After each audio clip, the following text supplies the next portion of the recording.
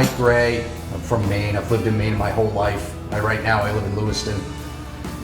I just came in from the rain. I don't always look like I'm sweating profusely, but sometimes I do.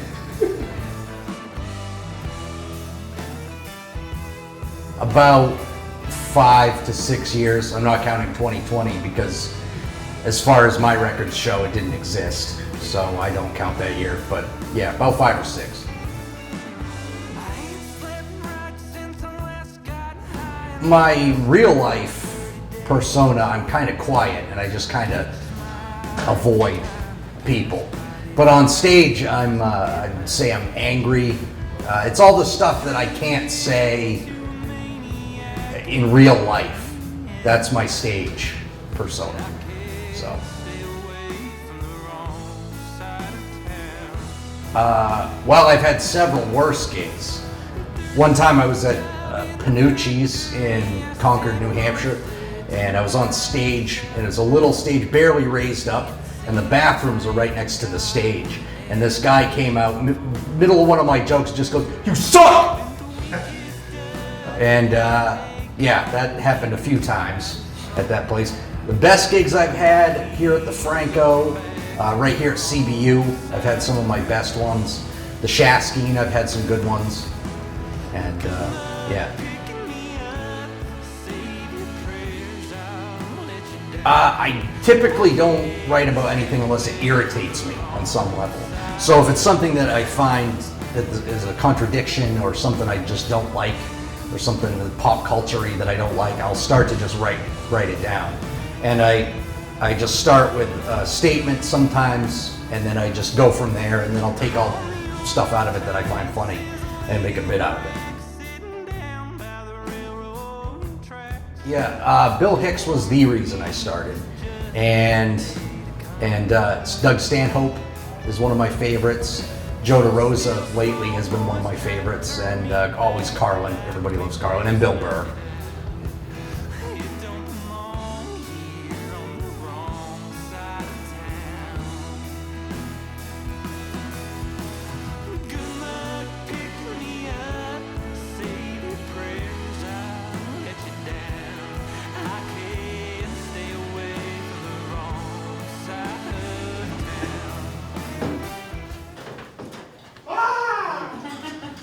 Craft Brew Underground, how's it going tonight? Good, good. It's Easter weekends. Everybody ready for Easter? Yes. Yeah. Easter's one of my favorites because if you have a bunch of kids running around the party, I like to tell them there's Easter eggs hidden out in the woods.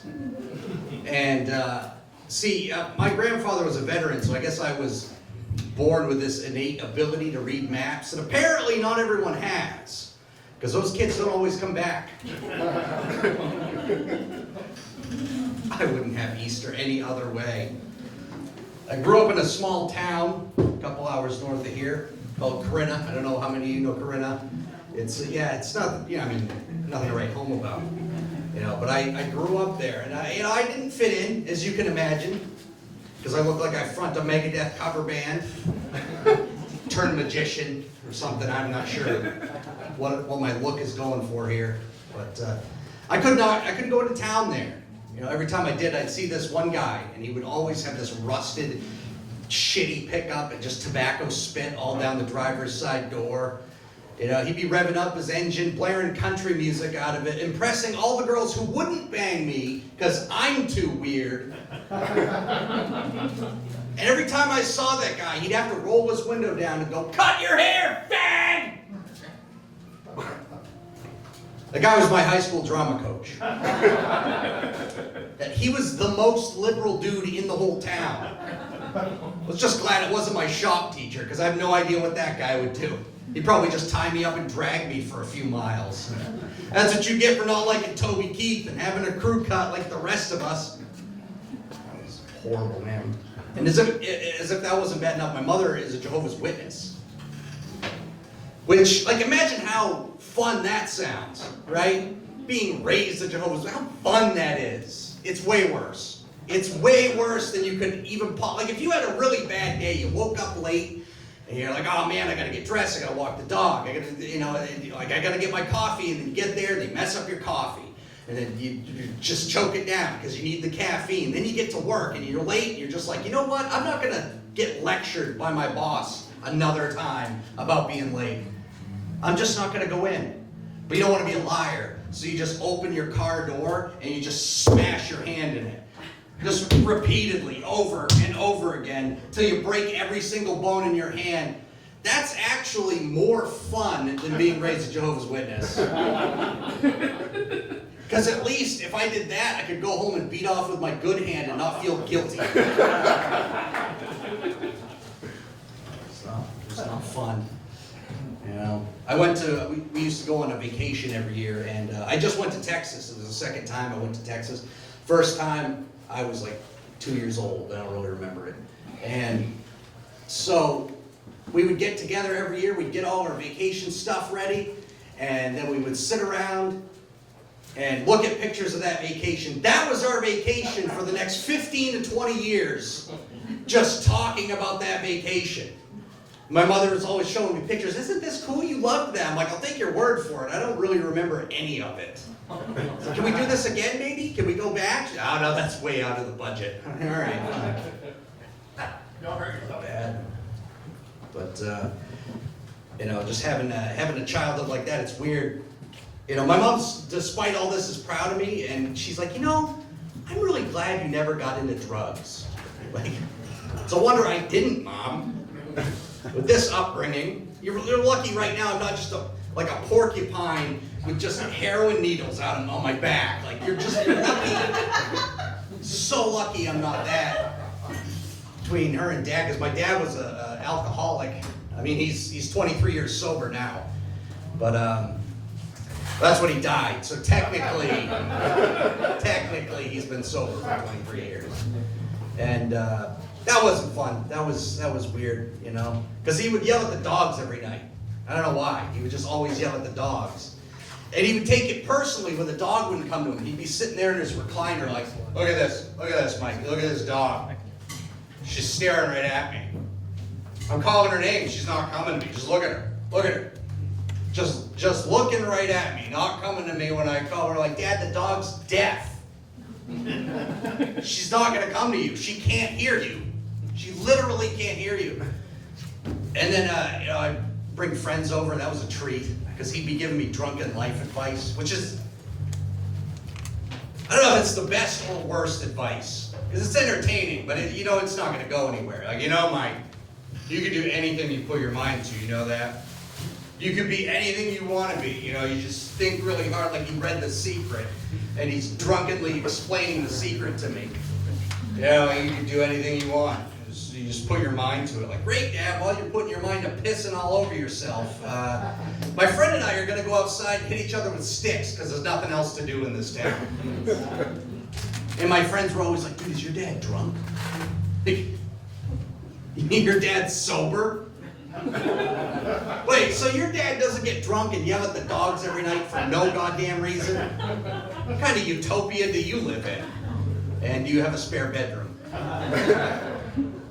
Actually kind of miserable. I think it's 2022 now, and I think sometimes science has given us things that we don't need and nobody ever asked for. Is anyone else getting that from science?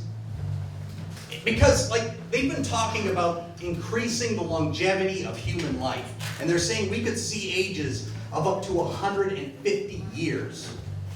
150 years old. First of all, they're saying that like it's a good thing. And if that were the case, the age of retirement would be like 108. And you wouldn't age gracefully, no matter how much they say 60 is the new 40. Well, even if 90 is the new 70, you're not going to want to work for another 18 years.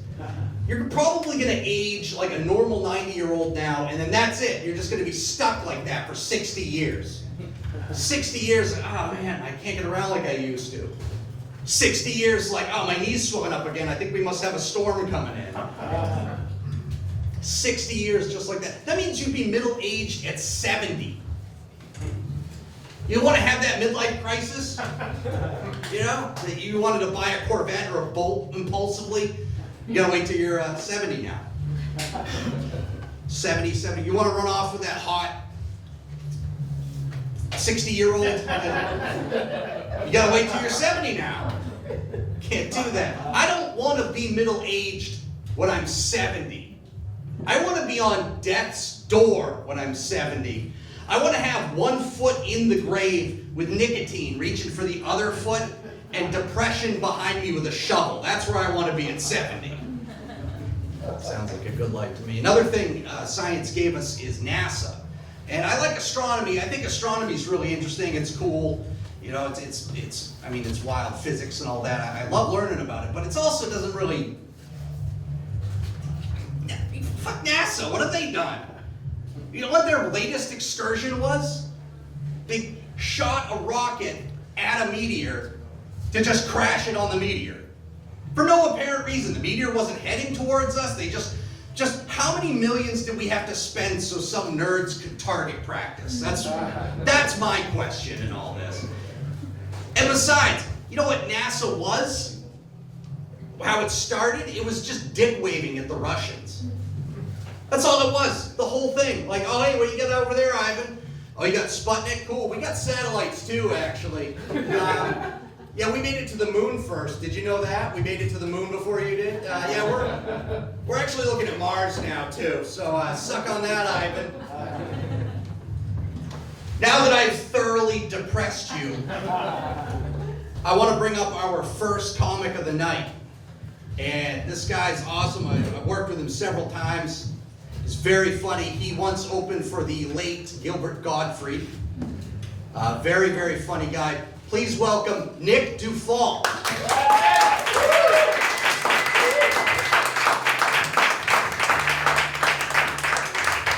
Hey, I'm Nick Dufalt from Lewiston, Maine.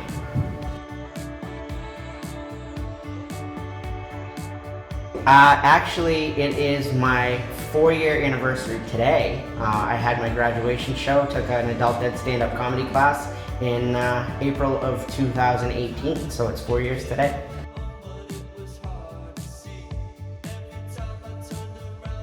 I think it's pretty close. I'm pretty self-deprecating. Probably some more on that later, but definitely a self-deprecating comic. I like to have fun and make fun of myself.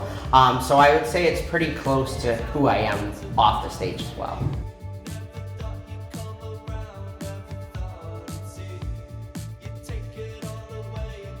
My favorite gig by far, it's kind of timely with the recent passing of Gilbert Gottfried, my favorite comic.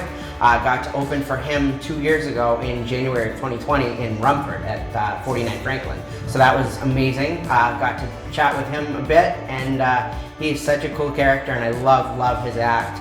And he's really going to be missed by everybody. As far as probably one of my worst gigs, there was a brewery show up north that I just really didn't hit at all, and just, you know, if you can't take a bomb in comedy, you better get out now, because it's going to happen to everybody, and I'll have many more, but definitely just was not fun. And my best friend that was there with me said that he saw me quit during my set about 3 different times, so I quit comedy.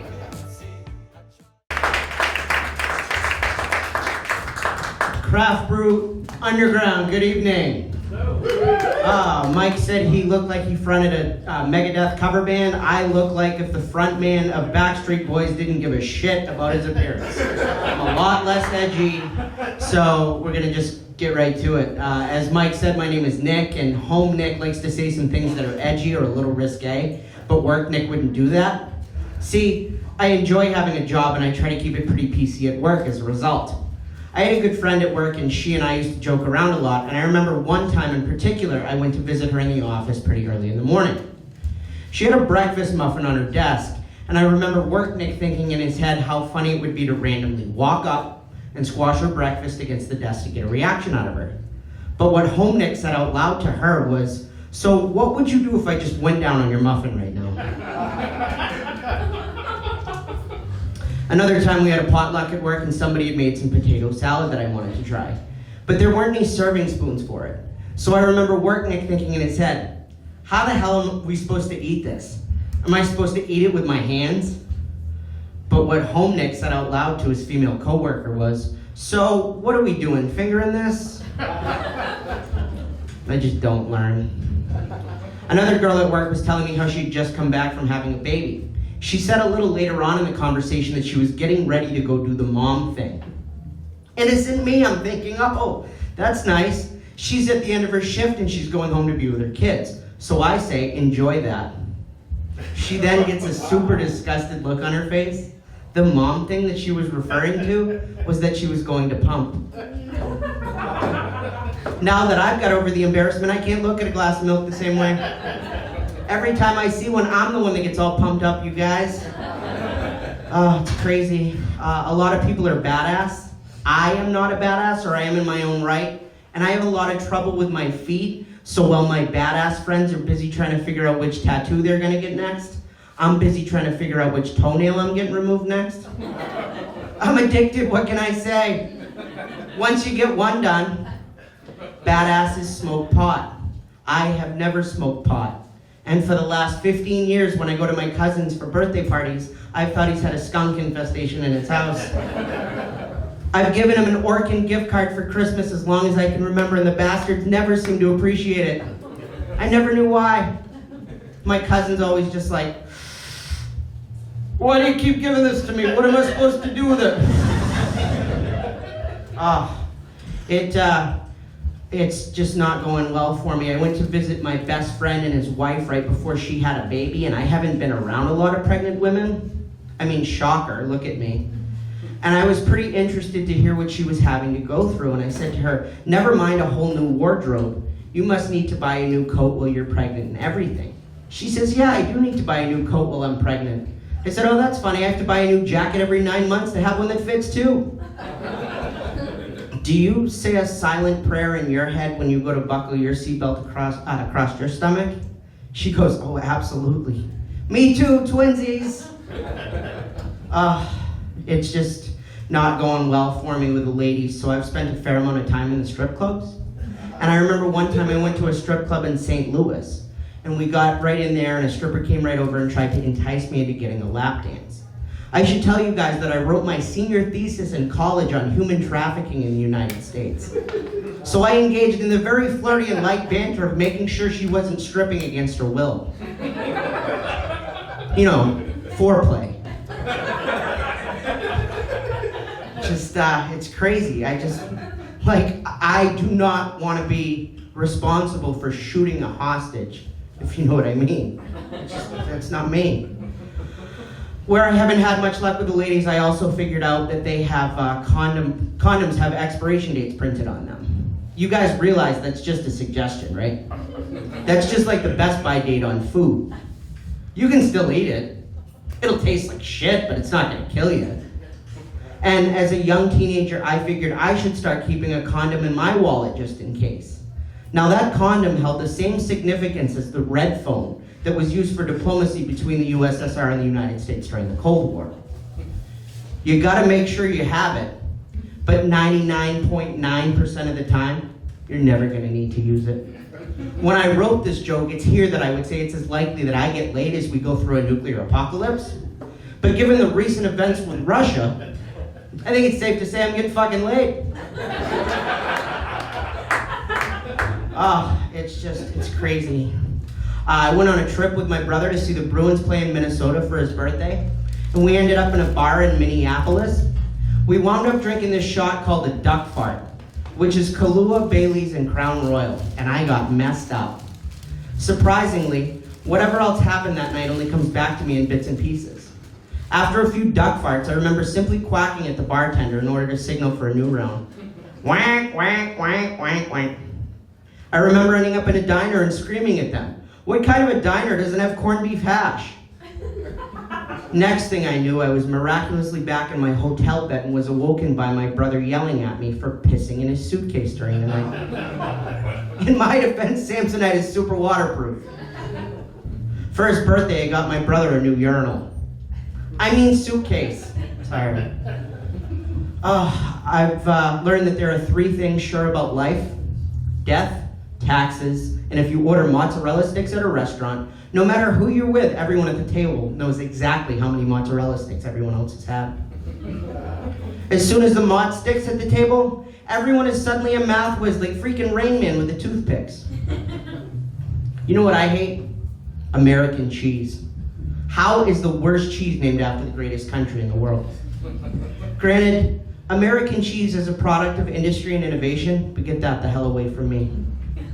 However, if American cheese is all you have, give it to me. I'll take it. This chubby guy is not about to eat a regular hamburger. I'm no terrorist, you guys. I love spicy food. I love it a lot, but I feel like this whole craze is going way too far. Nowadays, everything is either spicy or flamin' hot. There's flamin' hot mac and cheese, flamin' hot smart food popcorn, even flamin' hot Funyuns. When does it end? I saw an ad the other day and they're like, bump up your soluble fiber intake with new flamin' hot Metamucil. How about no? And you guys know, the next commercial we're gonna be seeing is a guy coming home to his wife and he'll be like, baby, I know you said you want to spice up things in the bedroom, so I got us this flamin' hot cock ring. But don't worry, because it's Cheetos flavored for her pleasure. Growing up as a kid, if I would be out in public with my parents together and they would introduce me to someone new, that new person would invariably say I look just like my mother. Well, that's when my dad would always speak up and say I look just like him, from the waist down. I guess genetics is absolutely the reason why I've always hated my father. As I've alluded to multiple times, I haven't had a lot of luck with the ladies, but I did almost get some action recently, even though I didn't want it. My uncle has a 240-pound bull mastiff named Tank. I went with my dad to visit my uncle and I sat on the futon. I didn't think much of it when Tank jumped up on the futon and sat behind me, but I then became exceedingly concerned when I felt his massive paws on my shoulders. I then turned around in time to see his manhood exposed. Or doghood, I guess, really, all right? Looking like a big pink crayon. Or as my uncle would say in his Maine accent, Tanky's big pink crane. So I start yelling at my dad and uncle for them to get the dog away. But to my dismay, they're both watching this all unfold, doubled over in laughter. Thankfully, I was able to get away from Tanky before any real damage was done and he got what he wanted. After I escaped, I started screaming at my dad and uncle. What the hell? Why wouldn't you help me? Why wouldn't you get him off? And my dad goes, we were not about to help that dog get off. I have these preconceived notions in my head that I can't seem to get rid of. Like every time I see a guy with a neck tattoo, I say to myself, don't ever trust anyone with a neck tattoo. I think we're good, I checked all of you. Like, it could be Steve from Blue's Clues singing along to a children's song, but suddenly put a neck tattoo on that guy and I'm convinced that he just shanked 5 people. Man. Growing up, it also didn't take me very long to figure out that I wasn't going to be very tall. I got pretty depressed by this fact, thinking, what real mark on the world has a short guy ever made? And then I thought of my dad's first cousin, who was a jockey and won the Kentucky Derby on Dust Commander in 1970. Thinking, that's it. Problem solved. I'll just carry on the family legacy of being a winning jockey. And then I happened to Google the average weight of a winning jockey and discovered it to be about 125 pounds. And that dream of mine went out the window in 3rd grade, you guys. I do have a pending appeal out with Churchill Downs, though, to see if they'll allow me to enter the race riding 2 horses at once. So cross your fingers for me, please. I'm a 34-year-old man in a 65-year-old man's body. I take Metamucil every day. I have a handwritten list of everywhere I can use my Dine Around Club card. And I have to sleep upright in a recliner if I eat dinner anytime after 5 p.m.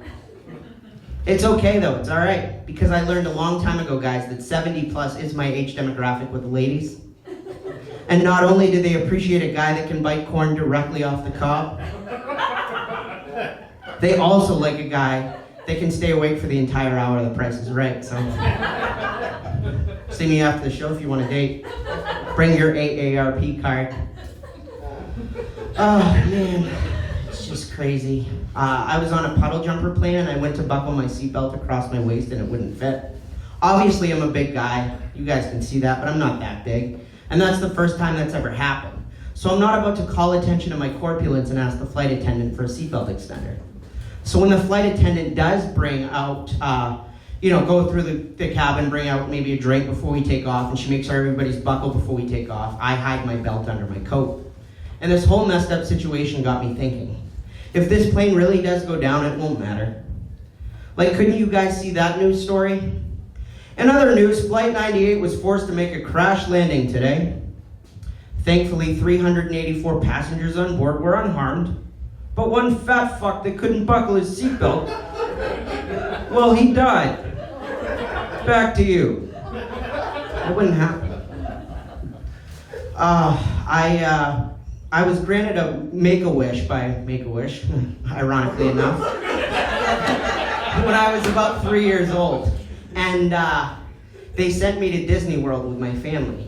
It's memories that I'll have forever and I'll always be grateful. However, if 3-year-old me knew then what 34-year-old me knows now, I wouldn't have wished for a trip to Disney World. I would have wished for a good metabolism and a girlfriend. If 13-year-old me got the wish instead of 3-year-old me, I absolutely assure you I would have wished for a lifetime supply of Jergens lotion. Who am I kidding? I'd wish for that right fucking now. I've been having a real hard time getting out of bed in the morning lately, and I've been thinking I should probably invest in an alarm clock that would motivate me to get up. And I was thinking it would be real cool to get one that used celebrities. Like the alarm would go off, and it would be Bill Clinton.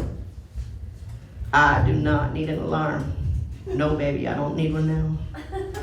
I am always up. Hi. Or Barack Obama. You got up late yesterday, but there is hope. Today is a new day and you can change. But you're gonna be late if you don't get up. Or the late, great Gilbert Gottfried. Man, it feels weird saying that. He'd be another good one. What? You're still in bed? Son of a bitch! Or Arnold Schwarzenegger. He might be my favorite. He'd have a few different alarms. Get to the crapper! Sleepy time is terminated. Snooze button.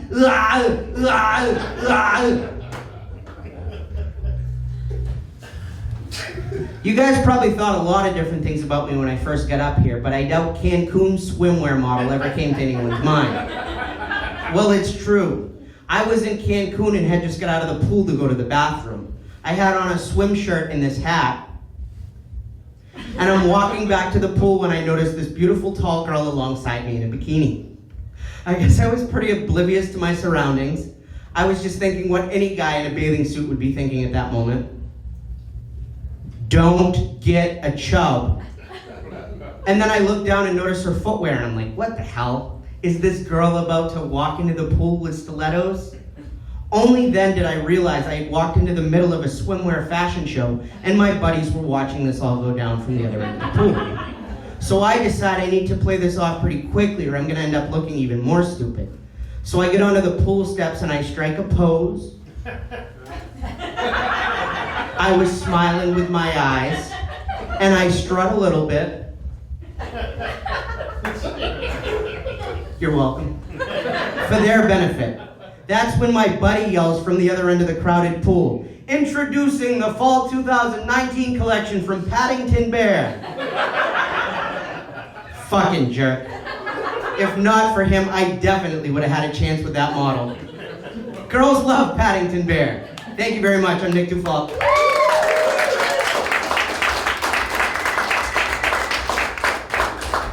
Yeah, Nick Dufault, everybody. Him tonight in Flamin' Hot Bud Light. But he can't get it here. He's got to go somewhere else. All right, this next guy, to the untrained eye, kind of looks like me. My name is Ian McDonald. I did my first open mic in November of 2018, and then it was about 6 months before I really got into it. I did it for about a year, before everything got shut down.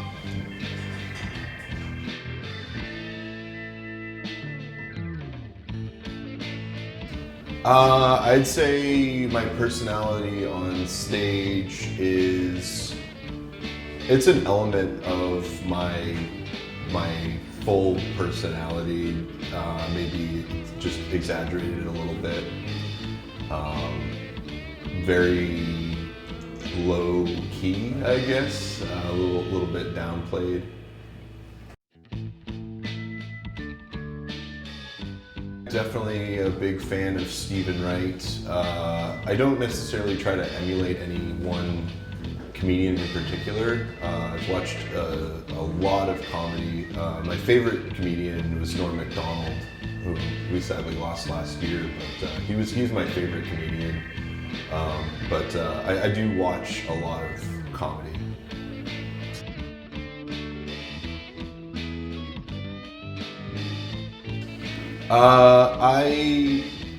I try to sit and write every day if I can.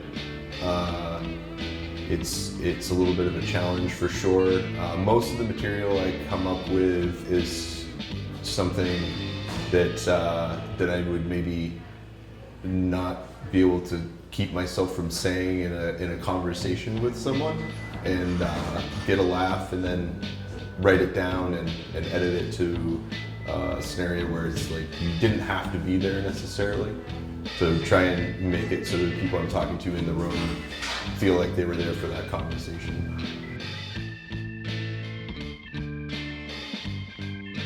I did an open mic at a church. It was a regular open mic, and so they let me do like 15 minutes. I'd only been doing comedy for a few months at that point, and I got very few laughs.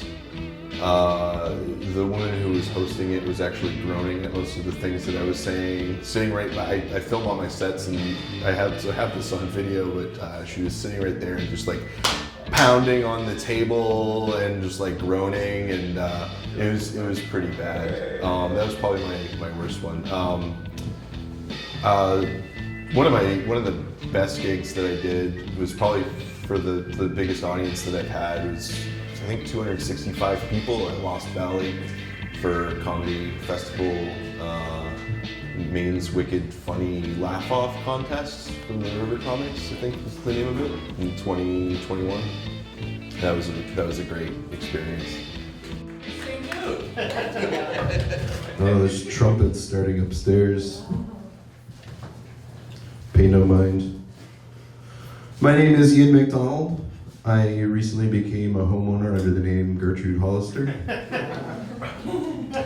Saw a headline in the news the other day, said Alec Baldwin shoots down all responsibility to the incident on the set of Rust.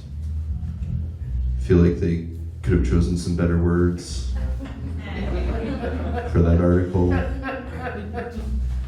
I also saw an article that said 58% of Americans get their information about the conflict in Ukraine on social media platforms, while 65% of Americans get their information from traditional news sources.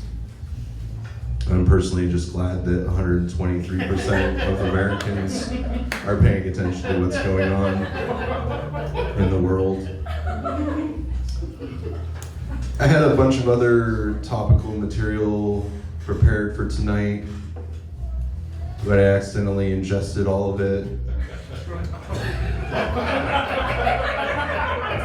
If someone wanted to call poison control, it'd be appreciated. I did have some pretty good angles on some of them, so I'm just glad I didn't think they were suppositories. I'm not going to talk about the pandemic. I know we all had a similar experience the first 16 months with that ordeal, self-isolation and quarantine, spending our time carving soapstone statues of friends and loved ones to keep us company at night. making small leather saddles for rodent rodeo. Or the time that we tunneled under the neighbor's fence and yard in the dead of night to get to the barrels of sweet, sweet cider. And fantastic Mr. Fox had some great ideas.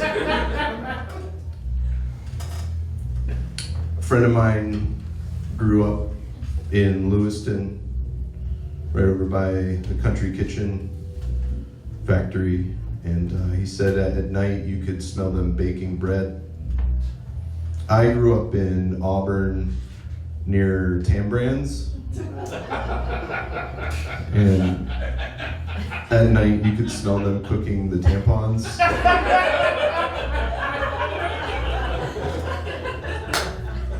Not quite as pleasant. For those of you that don't know, the Maine State Prison is located in Warren, Maine, surrounded by the towns of Hope and Union and Friendship. It's all very inspiring. I had gone to visit recently.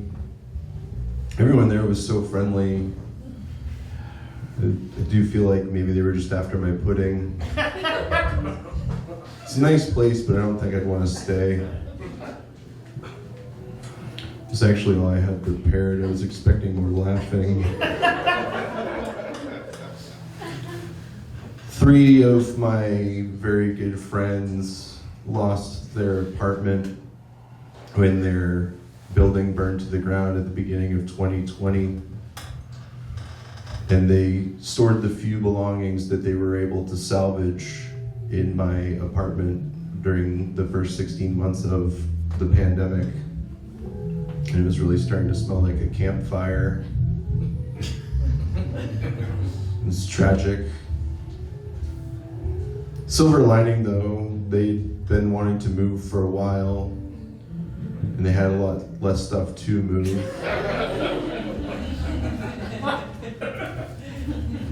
I love my friends, but I'm glad for their suffering.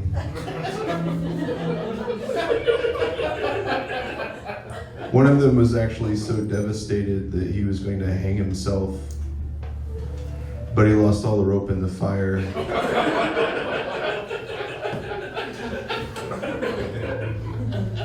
I am glad they survived. 3 funerals would have been incredibly difficult to work into my hectic schedule.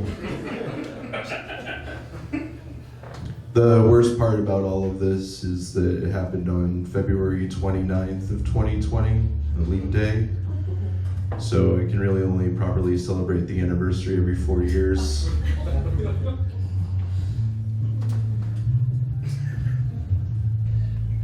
Been trying to get in shape.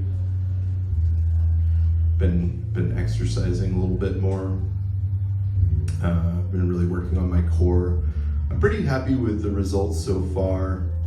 I'm still not able to do a handstand, but I did find I could do this hand thing while standing here. Thanks, I could keep it up all night. My doctor really only wants me to do so many reps though. He says I'm way too energetic. I should probably give that a rest. Been going on a lot of runs lately. I like to wear a bathing suit for maximum chafing. Trying to eat better. Been eating a lot more vegetables. Got a pretty funny look last week, walking down Main Street with a pumpkin. Just gnawing on it.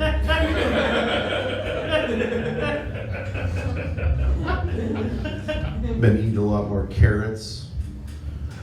Really plowing down the carrots, you know.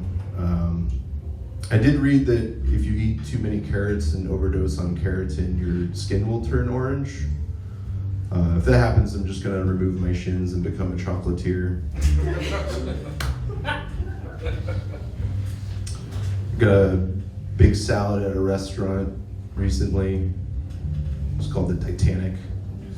I was really excited. I wish I wish I had read the menu a little bit closer. Came to the table, I was really excited. It had cabbages and carrots and cucumber, onion. Dug in, there's a big piece of iceberg.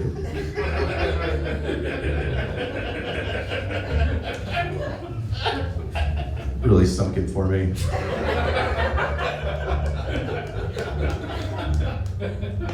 Is anybody here trying to Beyond Meat? Anybody here tried Beyond Meat? Beyond Burger. One time? Did you like it? It was okay. It was okay. I was thinking about trying Beyond Meat.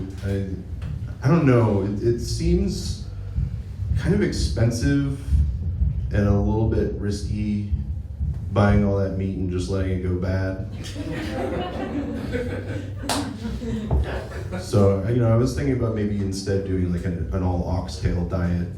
Because the tails just grow back, so you don't have to feel guilty. And if someone were to say, ollie ollie oxen free, just pop that bad boy in a pen, good to go, set for life. I feel like I may have missed my window of opportunity since 2021 was the year of the ox. I've actually never tried oxtail, but if it's anything like cow tails,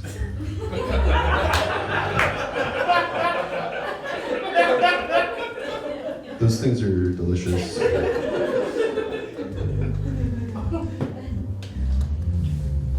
You guys want to see a few impersonations? Yeah. Okay.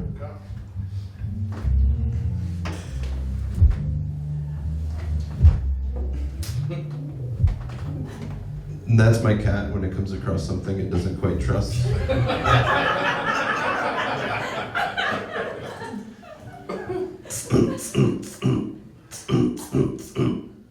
That is a spray bottle that a waitress was using at Burns Irish Pub in Brunswick, Maine on March 22nd, 2015.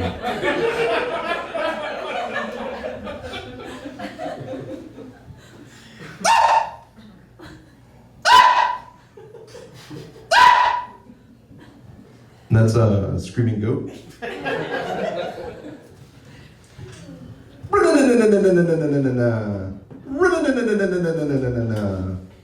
That's a motorcycle. Thanks. I've been working on that one. I feel like it's come along very nicely.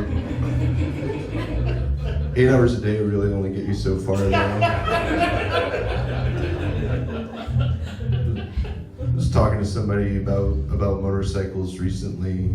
There's a young guy who just got his license to drive a car. He said, as soon as I can, I'm gonna get my motorcycle license. I was like, oh, really? That's cool. It's like, yeah, I like the idea of riding a motorcycle. It seems very freeing. I don't know what could be so freeing about clutching for dear life to a piece of moving machinery as you hurtle down the highway, but I don't know. Anybody here ever been out of state? Cool, awesome. Yeah, I went out of state once. I have a car, in case you were wondering. I was driving down I-95, in case there was any confusion about that. I don't know if anybody's noticed this before, but there's a sign in York that it says, Maine, worth a visit, worth a lifetime. And there's an 800 number. So you can call Maine.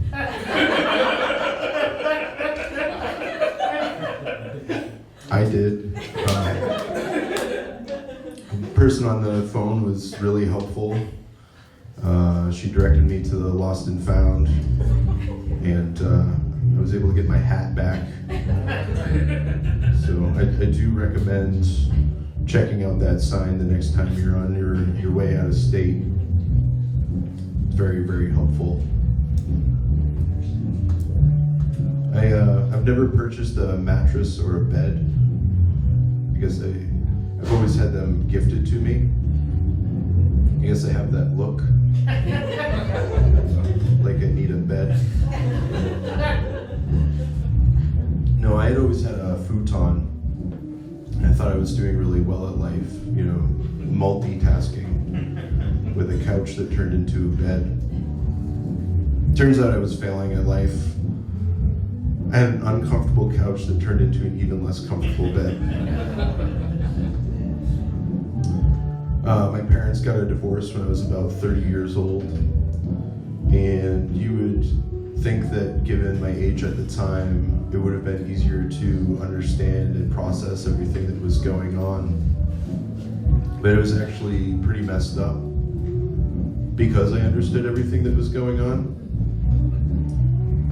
I imagine they stayed together for the kids. They wanted us to know how to be in a loveless relationship.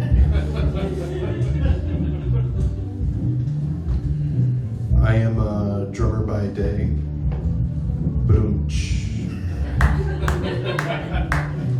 People are always telling me, don't quit your day job, and I say, okay. Drums are really expensive. Drumsticks themselves started about $10 a pair. A friend of mine suggested that I get a lathe to make my own and save money. But I don't want people to think that I'm lazy. Any wine fans in the audience tonight? A few people? All right. Yeah, they say once you go Pinot Noir, you never go Blanc. Thanks. Growing up, my brother and I shared a room up until my sophomore year in high school. We had bunk beds. Given the age, one or the other of us each night would make the tower shake. But he's left-handed and I'm right-handed, so every once in a while things would sync up and it would keep pretty stable. He came out differently than I did. He was delivered cesarean.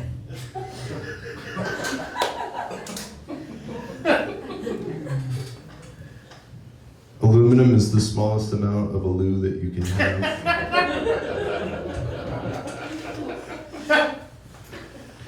I have to apologize for my energy level tonight. I was up really late last night alphabetizing my t-shirts. Went to bed when I realized they were all t-shirts.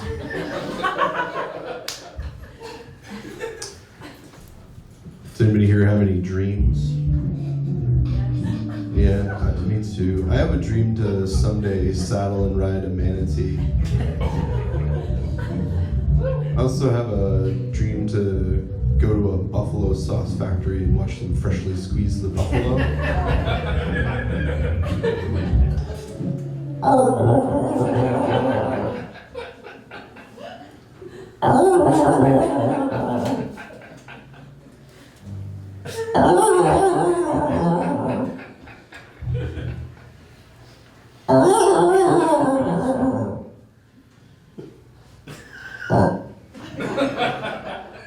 If anybody'd like to go with me, just see me after the show. I think it'd be a good time. I'll throw in on gas and tolls. Seriously, I'm desperate for company. My mom says I'm good at making friends. I hope that's true.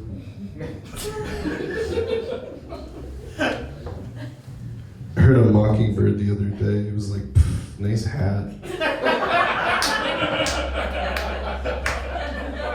I wasn't even wearing a hat. Hadn't gotten it back yet from the lost and found.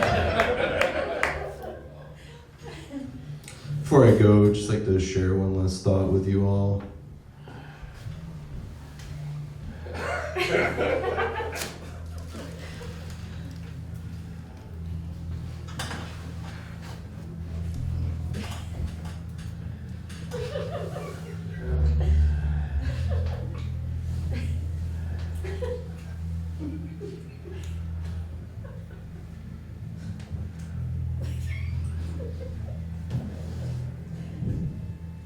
Thanks. Ian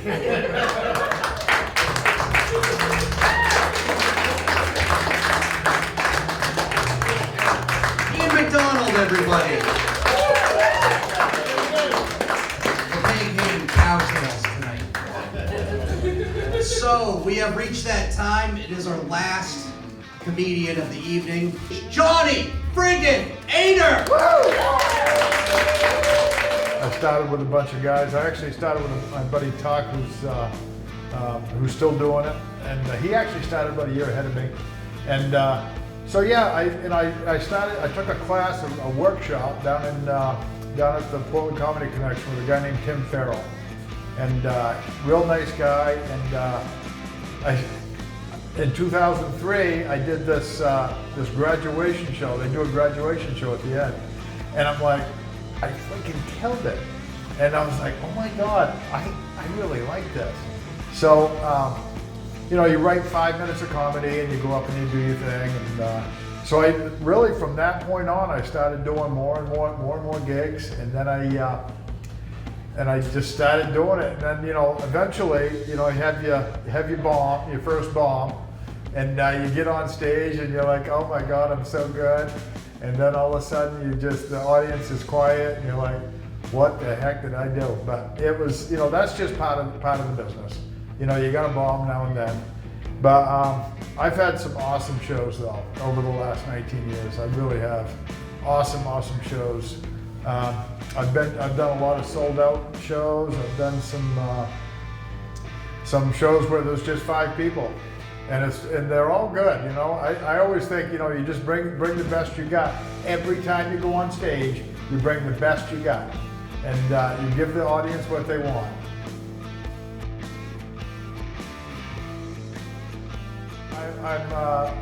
I'm this, but a lot more exaggerated. I'm really kind of known for my rubber face. I do a lot of facial expressions. And so when I do a show when there's really poor lighting, you know, half of my set's gone.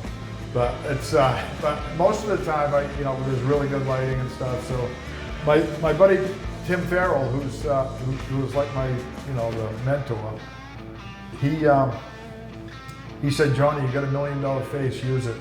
And you know, so when he said that, I was like, oh my God, that's exactly what I got to do. I kind of put on my Maine accent a little more when I'm on stage because it's just, you know, people want to hear it, so I do it. And I'm one of them comics that gives the audience what they want. You know, you just get out there and you just give them the funny, bring the funny, really bring the energy.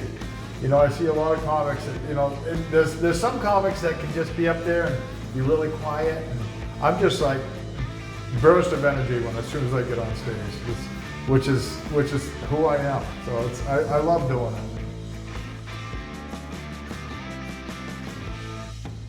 All right, my best gig was Chocolate Church, sold out show. They were filming, and it was, you know, 400 people. It was just, I was headlining. Actually, there was another headliner before me that actually went on after me, so I wasn't really the headliner, but actually, no, I was. I was the headliner. The guy that went before me should have been the headliner because he was really, really good. And he just killed it. And so I went on after him. I did pretty good, but it was just so much fun. Worst show I've ever done, I did I'm not sure if you remember Lucid Stage, but the day before it closed, they had one more comedy show there. And they got that black box theater, and it was really great. And so I was like, oh, I can't wait to do this. Never did it. And I was painting this guy's house. I said, hey, come on down. This will be great. The place will be packed. So I got in to do the show, and it was him, his wife, their son, and one other person. 4 people. And I did 45 minutes for 4 people. And it was pretty painful, but they enjoyed it. So.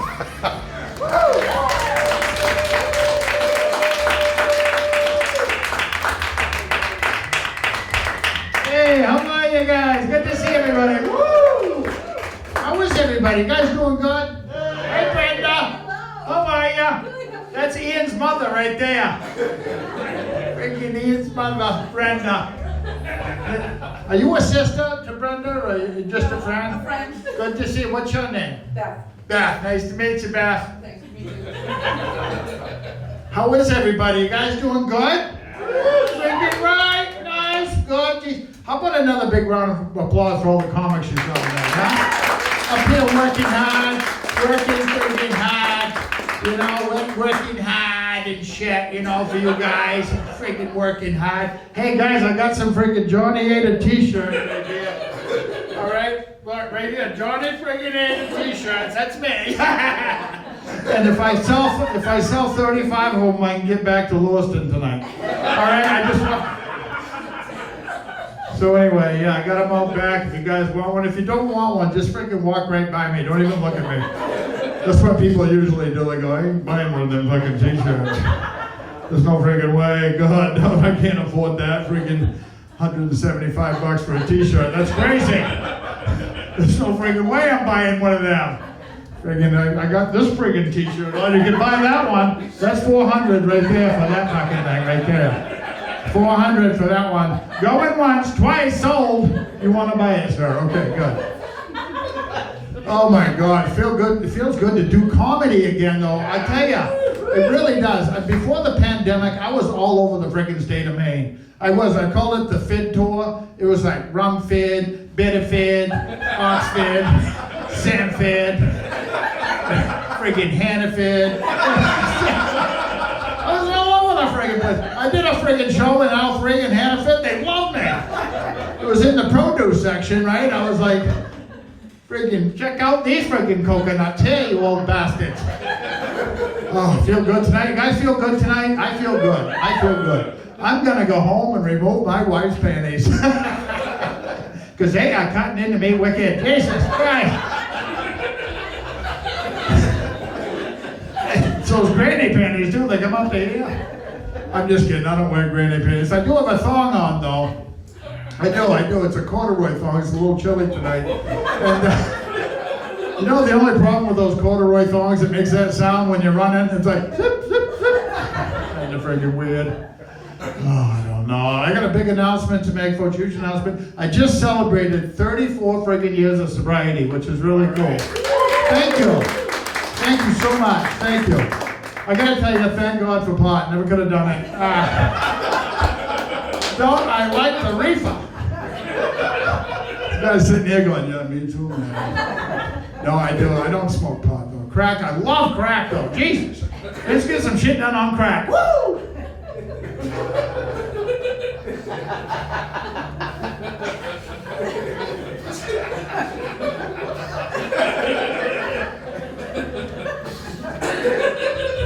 I'm not sure if people that do crack do that, but I'm like, you ever see somebody on crack? I don't know. It's kind of like dry humping, you know. It's like, I'm in a big bag dry humping. I don't know. I used to dry hump everything. I'd be like, hey, hon, how you doing? Just dry humping again. I gotta see what the hell's in this friggin' thing anyway. Oh my God, look at that. That is crazy down there. It's a great big friggin' hole. You guys want to come over here and see it? Hi. We can do the rug again. Anyway, I did just become a grandfather for the first time, which is awesome, yeah? Thank you. Thank you. My first grandchild, little Horace Enoch Mason Cuffit Ada. Yeah, little girl. And she's beautiful, 25 pounds, 9 ounces. Oh, freaking Maine girl. She's freaking round. You know, they say we all grow up to become our parents. You ever hear that? Grow up to become your parents. That's true. It's weird though, because I got my mother's mustache and my dad's boobs. I feel bad for my sister Todd. She's got my mother's mustache and my dad's penis, which is kind of weird, but it's all good. It's all good. Sorry, did I just spit a little bit? I'm sorry. It's gross. That was just gross. Let me wipe that off. Yeah, there we go. There we go. No, no, it's crazy though. Yeah, I got a cousin. Okay, I got this cousin. Lost one of his friggin' thumbs in a chainsaw accident. The only problem is he hitchhikes everywhere he goes. It's weird. He got stuck on that friggin' roundabout down in Bath where I live. Friggin' 2 weeks he was down there. Johnny, come get me. I'm stuck on this roundabout. Freaking weird. Where's my married people? We got some married people in here. Married? Nice. How long you been married, sir? Oh, since last August. Since last August? Really? That's awesome. August 14th, yeah. August 14th. That's awesome. So 1 year. Yeah. Almost. Not Wait a minute, 1 year. No, it's like 6 months. That's really, you guys still must do it then. Yeah. That's good. You still doing it a lot? That's good. Jeez. Friggin' right. That's great. You ever go shopping with your wife? Yeah. Do you? If I have to. If you, you might not be married much longer there, but I go shopping with my wife. She's always like this. Don't touch that. Don't touch that. Put that back. Put that back. You can't eat that yet. Don't eat it yet. And I'm like, what am I, like freaking 3 years old here, for God's sakes? I said, if you can help me out of this shopping cart, I'm gonna go sit in the car. We were down at the beach the other day. It was a beautiful day out. It was like 50 out. And we were like, let's go to the beach. We were down at the beach. We heard this guy hollering to his daughter. He was like, Montana, Montana. My wife looks at me and she goes, wonder where that baby was conceived. I said, hey, Shaw's parking lot, 7-Eleven, let's go. Where's back seat? Where the heck back seat go? Come on, back seat. Hon, have you seen self-checkout anywhere? Where the hell is he? Self-checkout, get over here. I did it at the self-checkout. What's the big deal? A lot of you folks might think I look familiar. Just think if Benny Hill and Captain Kangaroo had a friggin' baby. Am I right? Who remembers Captain Kangaroo by applause? We know, we got some people that know Captain Kangaroo. Remember Mr. Green Jeans? Love Mr. Green Jeans. I never knew why they called him Mr. Green Jeans, though, because we had a black and white TV. We finally got a color TV. Did you have a black and white TV? Yeah, you're right. You had the rabbit ear antennas going up, the aluminum foil going across the middle. You had to actually get up out of your friggin' seat to go change the channel, you know. Then you had the channel changer would it would break off eventually, and you had to use a pair of vice grips, right? Somebody took the vice grips, you couldn't watch friggin' TV anymore. Everything changed one night when my brother Earl, he walked by the TV, he's got a metal plate in his head, right? We got friggin' cable. I couldn't believe it. It was awesome. Okay, you guys don't like the friggin' handicap jokes. Okay, good to know. He didn't have a metal plate. It was aluminum. Anyway, it was... So anyway, I love auctions. I love auctions. Do you like auctions? You ever been to an auction? You know the only problem with the auction is that guy talks so fast, right? You ever hear him? Then he's like...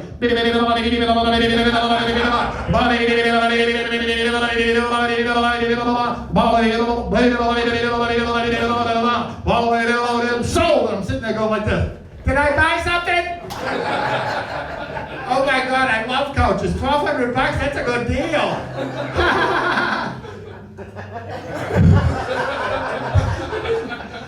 But you know what's even better is that friggin' old Maine guy auction, you know, the guy at the Grange Hall up in friggin' Eustis, you know, he's up there, you know, he talks really slow, he's like,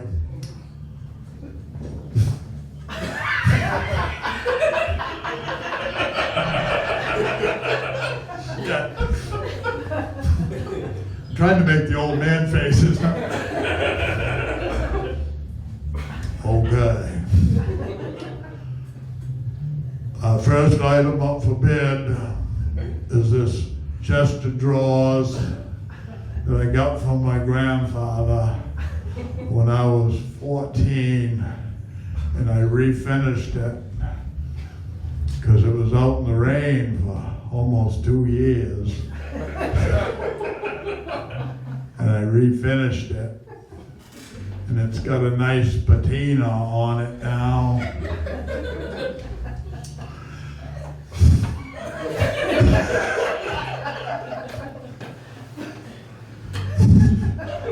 Let's start the bid now to $30.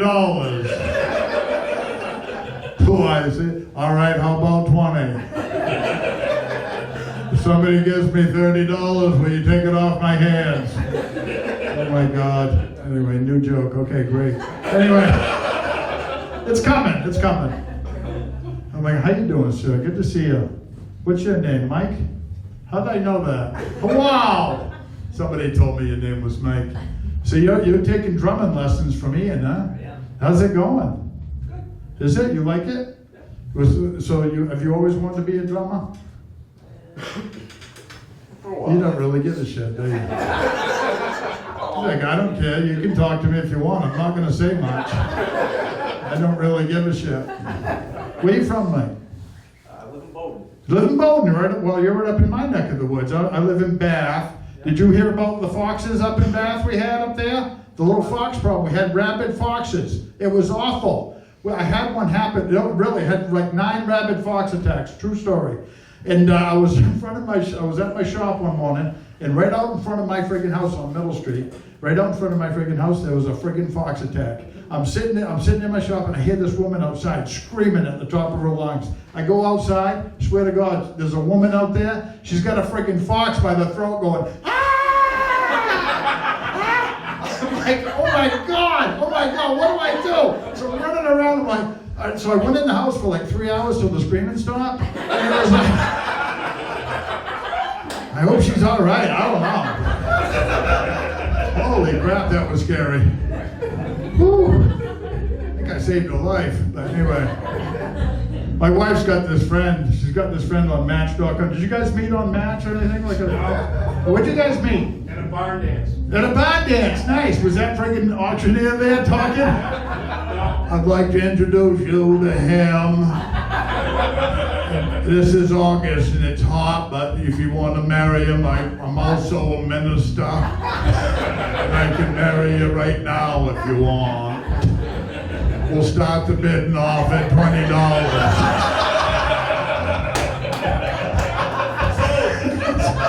And you bought him. Nice. I'm wicked smart. Wicked smart. I can tell by looking at you, you are. That's a wicked smart. That's awesome. My wife, though, she's got this friend that she's met on Match.com, right? Match.com, and she's been on Match.com, and she's been through like 80 friggin' profiles, right? She can't find a friggin' match. Finally, she came up to the house the other day, swear to God, she comes up, she goes, I finally got a match. Turns out it was her friggin' brother. I'm not shitting you. They're going out now. They got a lot in common, same mother and father. It's great. They're doing great. So anyway, boy, I like the music upstairs, huh? That's nice. Hopefully, it's not too distracting. That's good music. It's your background.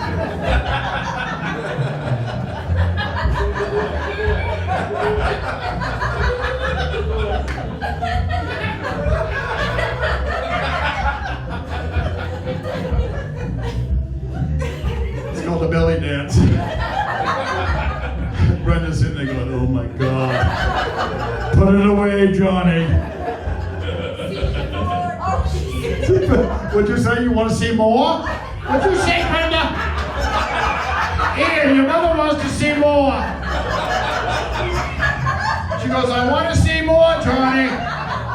All right, I'll freaking do it. I don't give a shit. All right. Oh, I don't know. I'm trying to get in shape, but I'm trying to get in shape. I tried lifting weights. Them friggin' things heavy, huh? Holy crap, those things are heavy. Oh my God, it's terrible. You know what it is? I gotta lay off the devil dogs. I really do. I love devil dogs. They gotta be the driest food on planet Earth, aren't they? You ever eat a devil dog? They're like, what's that shit they put them in, like drywall mud? I think they should have taken 2 devil dogs, put them in front of Hurricane Katrina, would have sucked it right out. There's your hurricane right there, and those 2 devil dogs. You're welcome. Oh, I don't know. I'm trying to get in shape, though. I'm trying to get in shape. I am. It's terrible. I don't like to brag, folks, but I was actually captain of my football team in high school. Yeah, football scholarship, University of Phoenix online. And tried to get into Kaplan. They wouldn't freaking take me. Bastards. Starting to get the man boobs a little bit. You got them, bud. I can see them from here, for God's sakes. Freaking man boobs. Freaking weird. I walked by a baby the other day. The baby goes. So I fed it, right? And I'm like, thank God I was lactating, right? Save that one again. I don't know. Just had the prostrate check the other day. Had your prostrate check, Mike, at all lately? Prostrate, the old thing? Yeah. I went in the other day. I went into the urinologist guy the other day, and he's freaking... Oh, God. There was another guy that was never done it before, an intern guy. And I'm like, oh, he says, can this guy have a turn first? I'm like, are you shitting me? This is going to happen twice? I said, all right, $50. And, so I gave him the $50 and got the fuck out of here. I'm leaving. I don't need this shit. I don't need this shit. Anyway, I took a CPR course the other day. What's my CPR, people? Anybody know CPR? Freaking right. Frank CPR, what they want to do now, the chest compressions, they want to sing the song, and what is it? Staying alive, right? It's like this. Boom, boom, boom, boom. Staying alive, staying alive. Staying alive. In the night when the morning comes.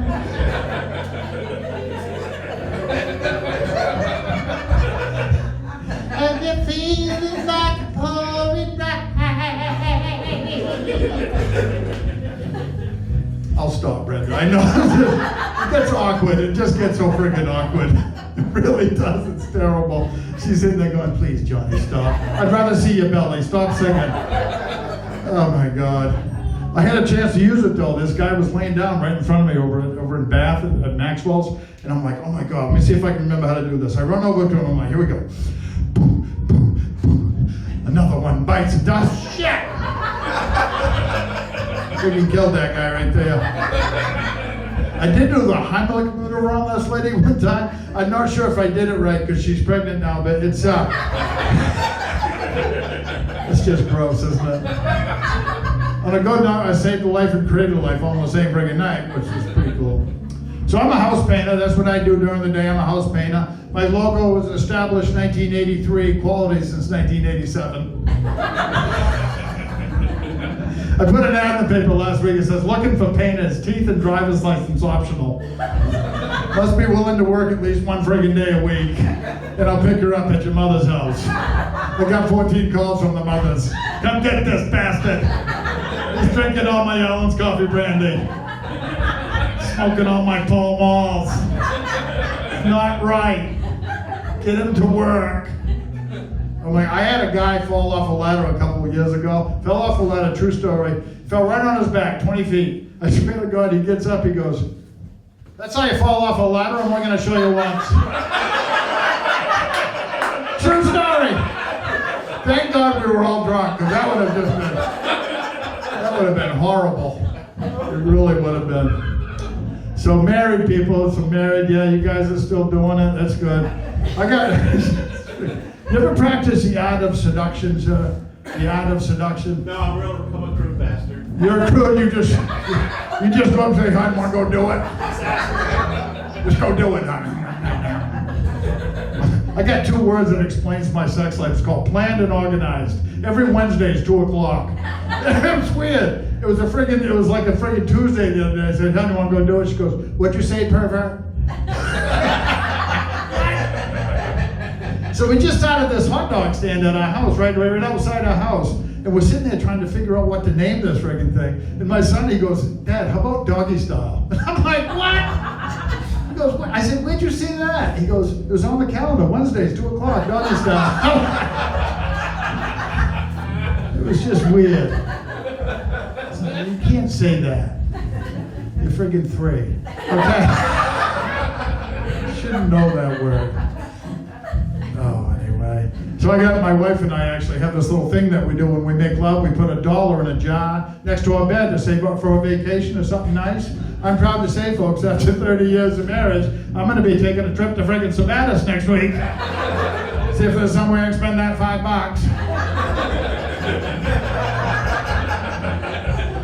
What my wife doesn't know is I have my own little jar that I keep under the bed for myself. You'll know what I'm talking about in a while, sir. When we get back from Savannah, I'm going to Cancun. Just saying. We actually, we're upstairs, right? We're upstairs just about ready to make love, you know. We call it making love now. You guys make love or do you do it? You ask her. I don't know, what would you say it is, huh? No, so we're just about ready to make love, and she goes, you know what? We gotta start having no contact sex. It's not what you guys are thinking. It's where she takes her contacts out. No, I'm a different freaking guy. We're just about ready to do it the other day. She goes, you know what? Another thing, I don't want you to make that goddamn face anymore at the end either. I'm like, what face? She goes, you know, this one. So the end comes, I'm sitting there like this.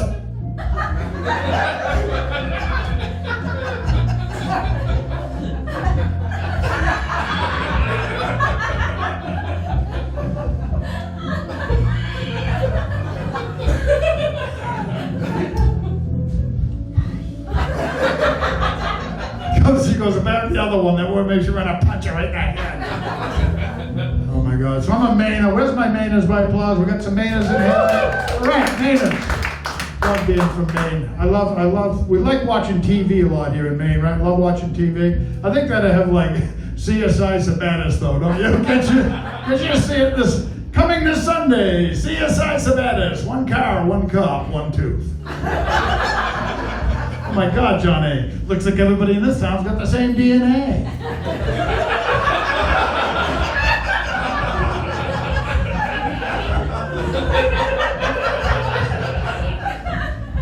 They do have the same DNA. What is this, Sabatas? What is Sabatas? Sabatas, that must be some kind of dental thing. Oh my God, I was playing Scrabble with this wicked Maine friend of mine the other day, and he kept on coming up with words like haul off on her. I was like, haul off on her. I did, haul off. I said, haul off on her is not a friggin' word.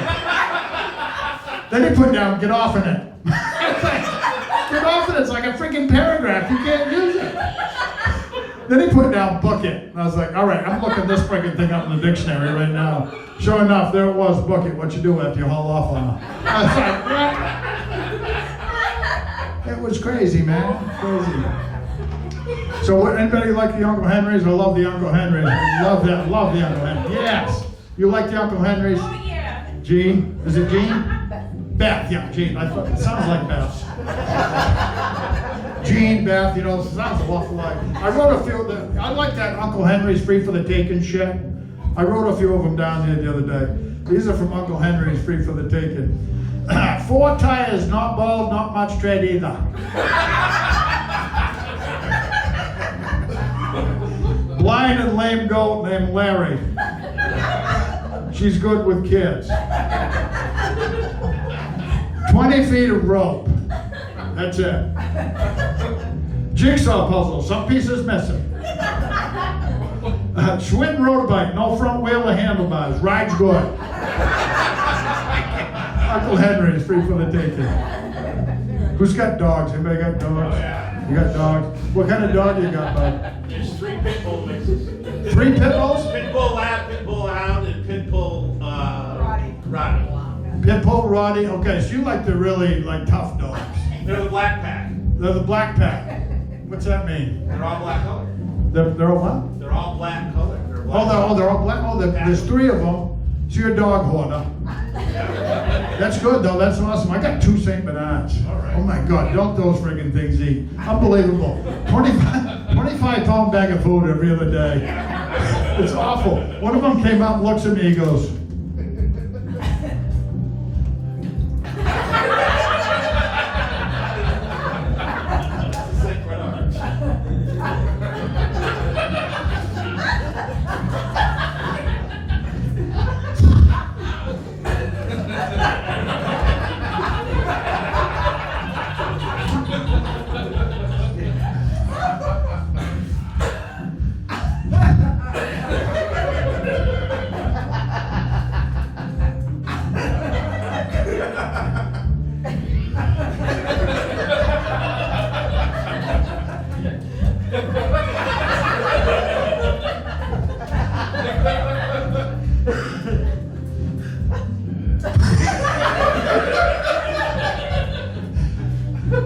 "You gonna take me out? Or am I gonna shit in the house again?"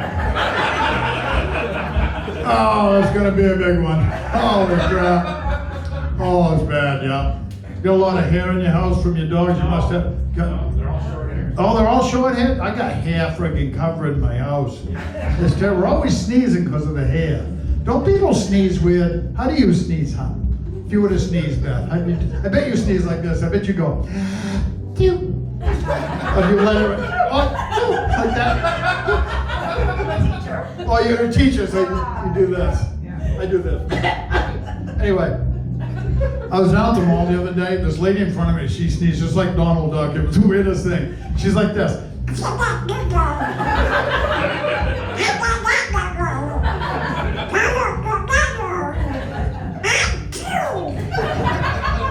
I'm sorry, did I get you? And then, I swear to God, she looks at me. She looks at me and she goes, weird. Listen, before I go, I just gotta ask the ladies something. How many ladies have read the book 50 Shades of Grey? You read it? You read it? You? Beth? Okay, Beth. What you and I are doing tonight. You and I are going out to have a drink after this. I'm gonna give up 34 years of sobriety for you. I'm actually writing a book right now about a couple from Sabatis. Eunice and Larry. It's called 50 Shades of Maine, the love story of Eunice and Larry. It goes like this. She walked in the room in her double-layered flannel thong with nothing on top but bungee cords securing the girls. He laid on the bed in longing anticipation in his clean, tidy whities with a wicked boner. That's what we call an erection up in here in Maine, right? Boner. Everybody just say boner for me once. Boner, yeah. Boner, that's just a good word. Wicked boner. You can have a wicked boner, that means you haven't had it for a while. You just have a boner, regular boner, but you just did it a couple days ago, right? But a wicked boner is like, boy, I'm ready. I'm freaking ready, so I got a wicked boner. It's kind of like, I don't get boners much anymore, but I heard boner. Sorry, Brenda. All right. After checking each other for ticks, they sprawled out on the 65 by the 40-foot blue top, covered in freshly tapped maple syrup, and he hauled off on her. That's what I've got for now. Thank you very much, folks. I'm Johnny Brigadier. You're awesome.